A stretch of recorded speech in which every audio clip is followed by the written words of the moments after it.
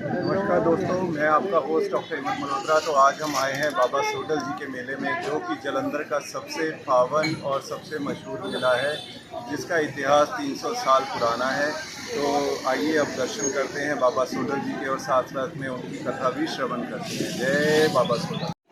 बाबा सोडल जी का जो इतिहास है वह तकरीबन 300 वर्ष पुराना है, और इसकी जो कथा है वह ये कहती है कि एक स्त्री थी आनंद संप्रदाय की। तो वह आनंद संप्रदाय की जो स्त्री थी, उसका जो शादी थी वह चड्ढा संप्रदाय में हो जाती है, और उसके जो काफ़ी वर्षों तक उसके औलाद नहीं होती है। तो वह अपने इस चीज़ के लिए बहुत ही परेशान थी।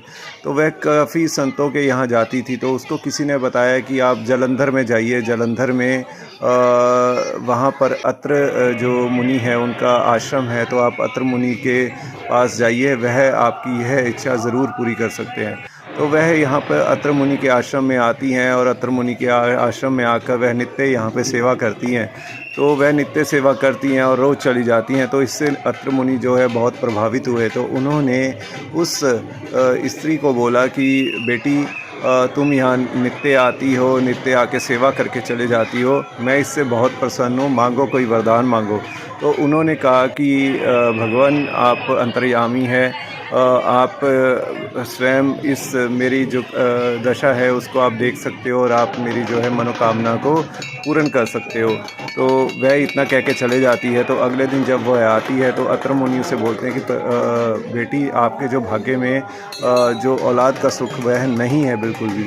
तो आप इसके अलावा और भी कोई जो वरदान है आप मेरे से मांग सकते हो। तो उस पर वह कहती है कि नहीं प्रभु, मुझे केवल औलाद ही चाहिए, मुझे और किसी सुख की कोई कामना नहीं है। इस पर अत्र मुनि जो है वह भगवान शेष का जो शेषनाग हैं उनका आह्वान करते हैं।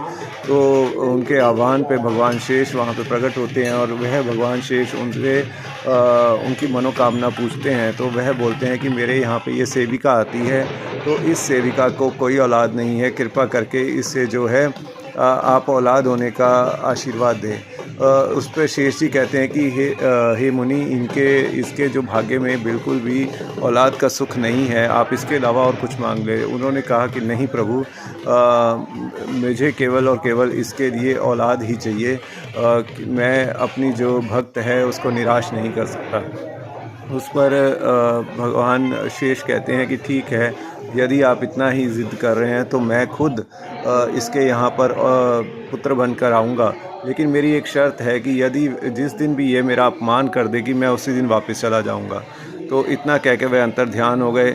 अत्र मुनि ने उस जो स्त्री थी उसको यह सारी बात बताई, और उसे बताया कि बेटे, तेरे यहाँ पर जब भी होंगे भगवान शेष आएंगे, और लेकिन तूने कभी उसका अपमान नहीं करना है। तो ऐसा कह के वह जो है अत्र मुनि ने उसको भेज दिया। तकरीबन उसके वहाँ पर उसके फिर बेटा पैदा होता है, और वह 3 साल के बाद फिर अत्र मुनि के जो आश्रम है वहाँ पे आती है।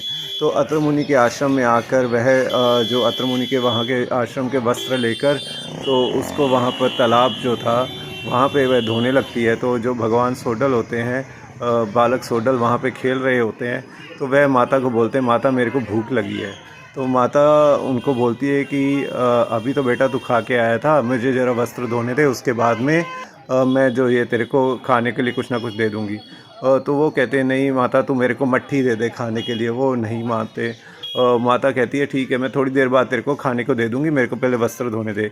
लेकिन बार बार वो बालक ज़िद करता है। तो माता जो है गुस्से में आ जाती है, वह उसको बोलती है कि जा तू इस तालाब में गर्क जा। तो वह जो बालक था वो कहता है, माता आप ऐसे कैसे बोल सकते हो, आप दोबारा बोल दो अगर ऐसा है तो। माता उसको दोबारा बोल देती है कि बेटा तू जाके इसमें गर्क जा। तो बालक उसी समय जो है वो तालाब में छलांग लगा देता है।